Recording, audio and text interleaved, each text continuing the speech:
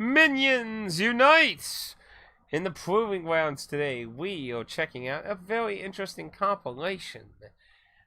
Citizens Unite, Earth X Space. Now, normally these kind of compilations, I have to make the decision on whether I want to review it as a compilation or the individual entries that are in it. This is two full RPGs merged together with additional story that unites their timelines and crosses over between the two games, which are two completely different RPGs that don't even have the same combat systems.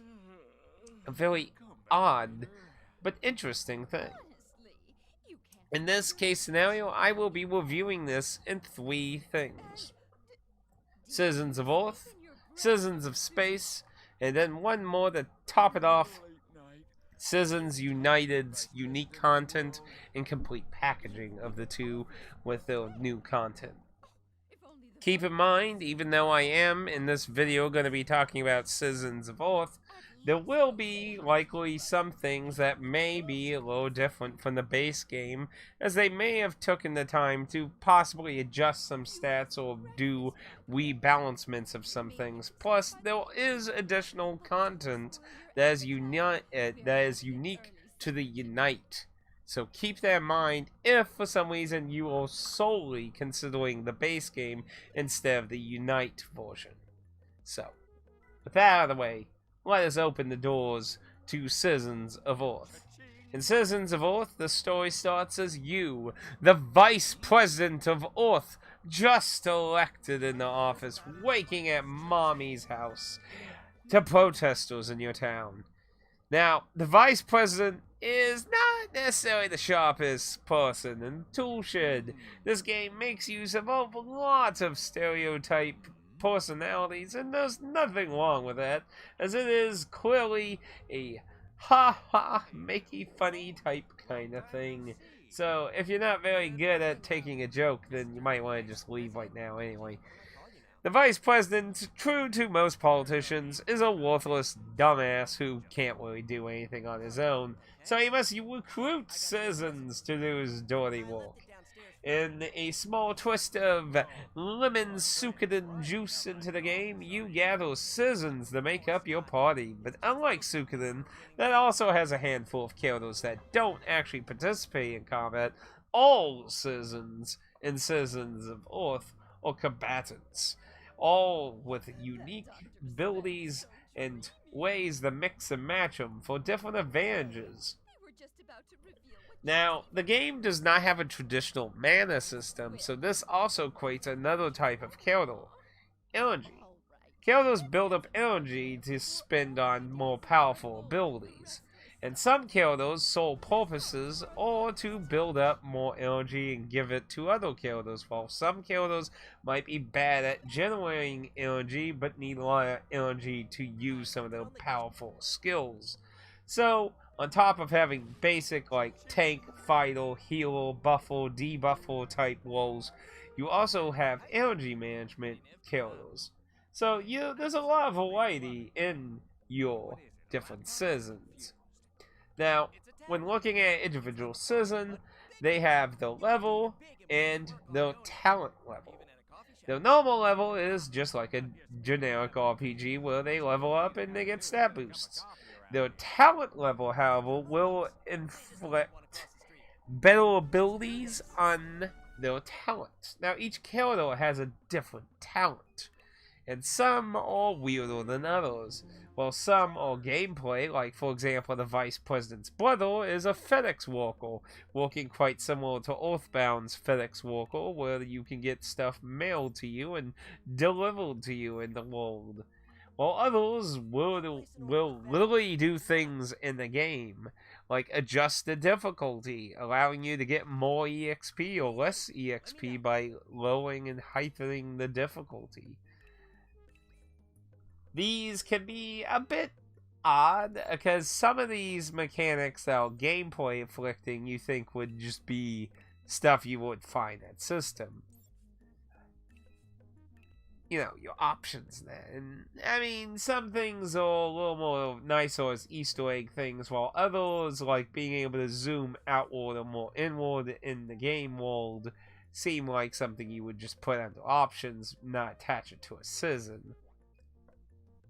A little weird, but hey, it's a gimmick. It's a gimmick of the game. Some characters are more useful than others. Some are for progression, like the bodybuilder can move heavy objects, allowing you to get to treasures or secret paths that you wouldn't normally be able to walk. There are quite a few nifty things. On top of that, of course, all your citizens have their abilities. Their skills are all different. Some build up energy, some consume energy, some don't use any energy. And depending on the character, these will greatly vary. Some characters are simpler to use than others. Some require some interesting party setups. It really depends on what you do. Now, there is gear in this game, but gear is very different. You don't buy it, you have to find it. You can either find it within chests or sometimes even as drops off enemies. Once unlocked, you can equip that item. And you can only equip one gear item for every character. So some of these have kind of a benefit and a negative. Some are just a pure positive. They can have multiple different effects. I didn't find a whole lot of equipment for all the characters. After all, there are a lot of characters, so there are lots of treasures and things to find in the world that are easily to miss. And of course, as I said, some of them drop from enemies, meaning that you may have to grind a bit on some enemy types to even acquire their gear in some instances. It isn't really necessary in my opinion, but of course, nice benefits sometimes to a lot of their gear. On top of that, there's a lot of interesting stat growth that you can also do to your characters. Every citizen benefits. How to put this?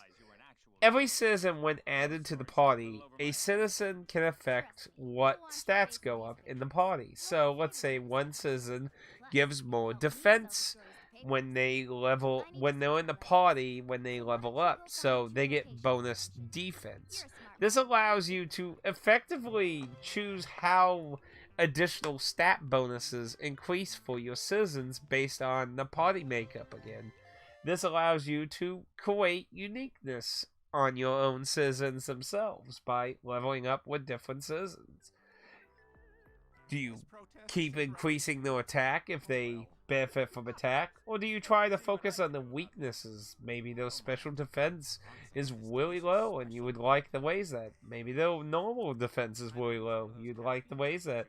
Or perhaps you have a heavy hitter who's really slow in the agility. Let's boof that agility up and let's fix that, shall we? Do you further improve what they are already good at, or do you try to balance them? Nice. Options. I like that. However, I do have to criticize the game in a few things. I wasn't really a fan of how it did items. This is one of those, you have a limited number of items you can buy, and then it's small. You're not going to be stacking 99 of everything. Not at all. Most items you can stack up to 9. However, there are a few items you can't go over a sword set number. So it varies depending on what item you're talking about. I don't really like that, especially when it's very useful items. It kind of disencouraged me from using items often because you just had a small supply of them. But if used efficiently, you can get a lot of uses out of them, especially coffee. Coffee gives a lot of energy potential. I made a lot more use out of it in space, but it can just be as useful in Earth. And of course, there are other varying items that can do things to stats effects, buffs, debuffs, and such. But I did not make a whole lot of use of item use in Earth. Now, some other things you can get that are just kind of for the theme. You have an agenda that helps you keep track of what's going on.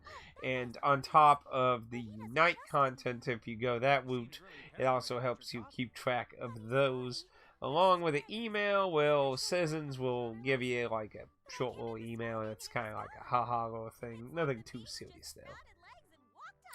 Nothing too serious, though. But your team is made out of a party of 3, and you can basically change them out anytime outside of combat in Citizens of Earth. So, when you leave combat, someone's pretty injured, and you don't have the means to heal them up, switch them out for another citizen. And then again, goes into, do you want to focus on one set team? Do you want to use a variety? Do you want to build up everyone? I used it, I wouldn't say I went all over the place. I did focus on a few different individuals, but I did give some tries out there, and I'm certainly sure there are a lot more interesting combinations you can come up with. I did not get all the citizens in Earth all collected. They are not necessary to complete the base game or the Unite content. However, in the Unite content, there are several citizens that are required to finish United's content. But I'll get into that about the United review. Let's focus on Earth, though. So, what happens with the Vice President is things are getting pretty weird on Earth after the protests in his hometown, and more mysteries start stacking up, and the Vice President gets embroiled in a very weird storyline that definitely gives me a lot of Earthbound vibes. This game definitely wears Earthbound on its sleeve very hard.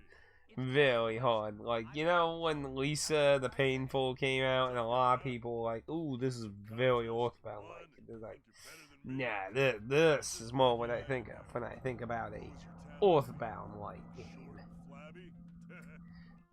My big criticism, I would say, through your progression through the story is the balance of the game is kinda wonky, honestly. There are some parts that seem harder than others, and it just seems all over the place. Like, the final boss was kind of hilarious to me for the fact that he barely touched me. It was like, that was the final boss? What?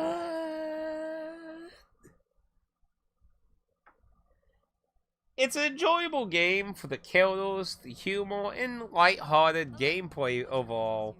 But I do feel like if you're going into Citizens Earth wanting this deep RPG, I don't think this is the game for you. I definitely think this is for somebody looking for something humorous, silly, and more on the joyful side of hilarious versus having a deep, meaningful, crazy storyline.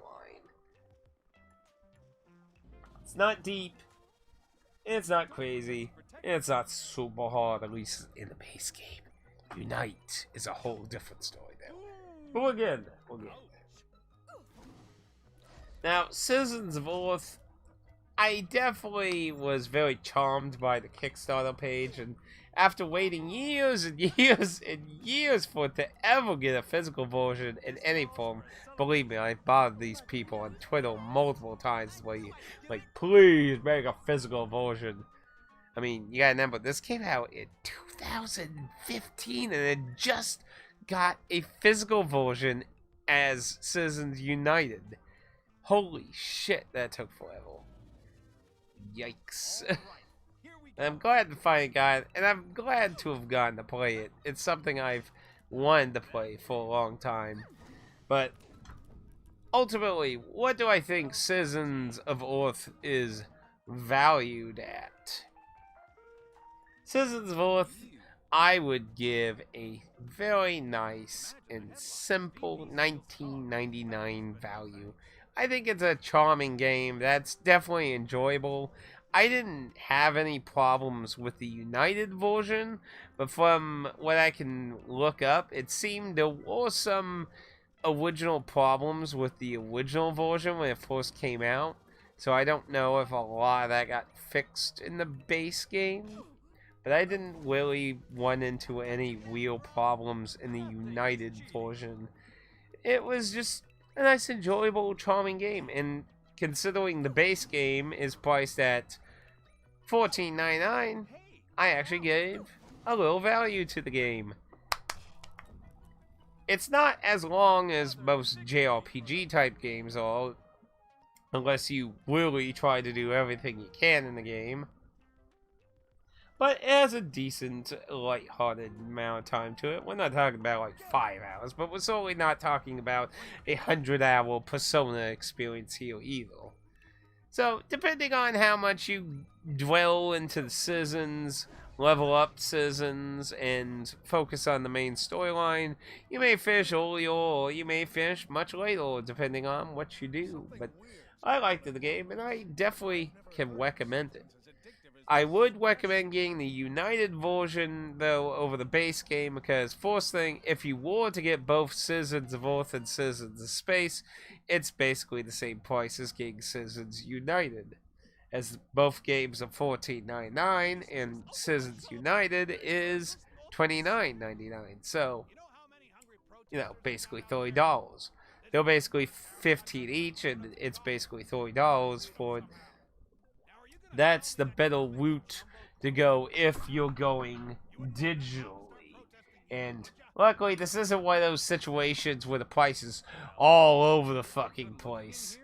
Because, oh, good lord. Sometimes I wonder how the hell that happens. I mean, remember the pure chess game? Like, the price was fucking everywhere for that. It's like, what the fuck? I don't know what the hell is going on that. It's just crazy weird. Now, if you want the physical version, you are going to shell out a little bit more for Citizens Unite. As I mentioned, this is the only way to get these two games physical in any format at this point in time. They've never had a physical version. So, if you're going that route, you're definitely going to go for Citizens Unite. Now, Citizens Unite has a Japanese and an Asian release.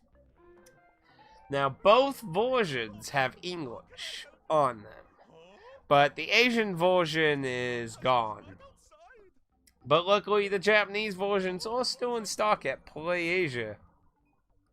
$47.99 for the PS4 version, and $46.99 for the Switch version. Let's take a quick look on eBay. Maybe we can see what the going price on some of the second-hand ones are.